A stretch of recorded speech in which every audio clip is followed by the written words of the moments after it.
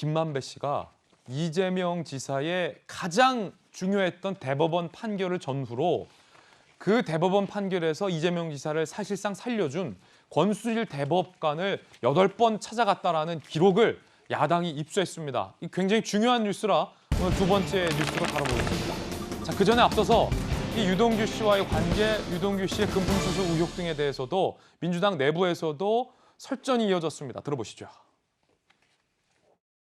후보자의 측근이라고 하는 유동규 성남도시개발공사 기획본부장이 관여한 사실이 내부 문건을 통해서 확인됐다 하는 보도 보셨습니까? 네, 제가 뭐 질문을 측근이라고 하는 건 좀 지나치신 것 같고요. 네. 산하기관의 네. 그 직원 중에 한 사람. 네. 약간 질문하셨으니까 측근 아니다 이렇게 얘기를 하셔서 제가 원래 도시공사 이전에 시설관리공단 거기에 직원 관리하는 그 업무를 맡았는데 원래 좀 측근들이 가는 자리 아니에요?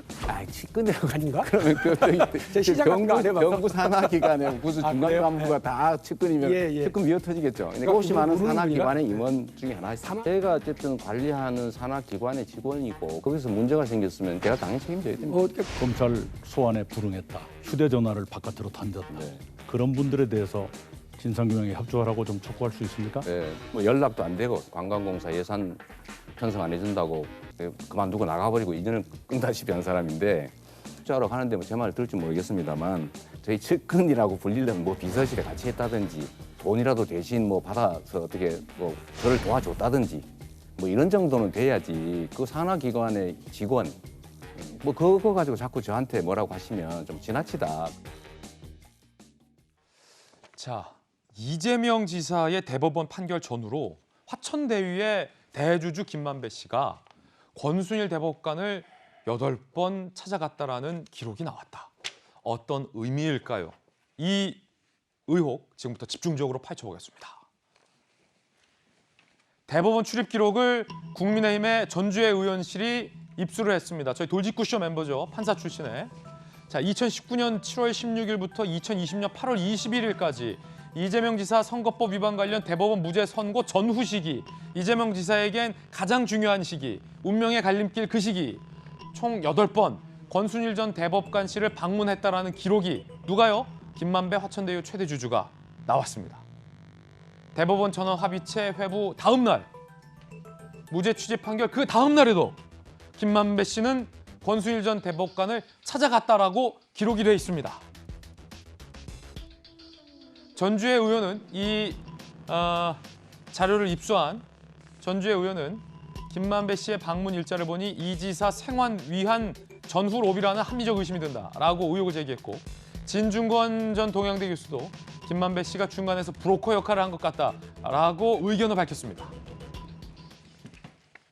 서울시의 부시장을 하셨던 김영주 의원님, 이건 반드시 권순일 전 대법관의 구체적인 해명도 나와야 될 것 같고 해명뿐만 아니라 대법원 CCTV도 좀 공개가 돼야 할 것 같아요. 왜냐하면 대한민국의 대법관은 너무 명예로운 자리고 신성한 자리인데 특정인과 유착관계가 있다라는 의혹이 제기된 상황에서 그 특정인에게 너무나 중요한 판결을 하는 권순일 전 대법관을 유착 의혹이 있는 사람이 8번 찾아갔다라는 방문 기록이 나왔잖아요. 김영주 의원님, 이거 어떻게 보십니까? 글쎄 우선 첫 번째는 이제 우리가 출입을 할 때 기자가 출입을 할 때 누굴 만나러 가냐고 썼기 때문에 그 8번이 다 직접 다 만났느냐 이것은 조금 차이가 있을 수 있죠. 확인해 봐야 돼요. 예.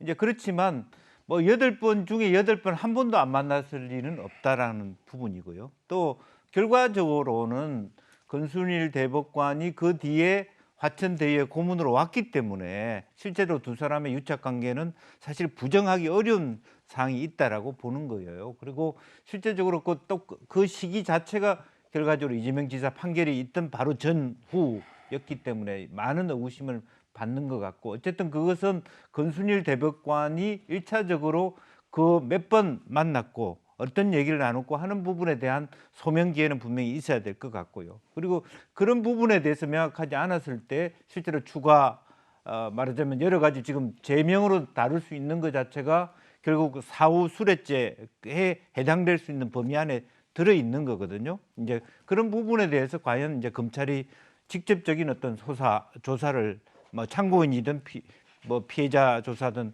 그런 작업을 해야 될 것 같다는 생각이 듭니다. 워낙 그 의아한 대목이라 김만배 씨의 해명도 들어봐야 할 것 같습니다.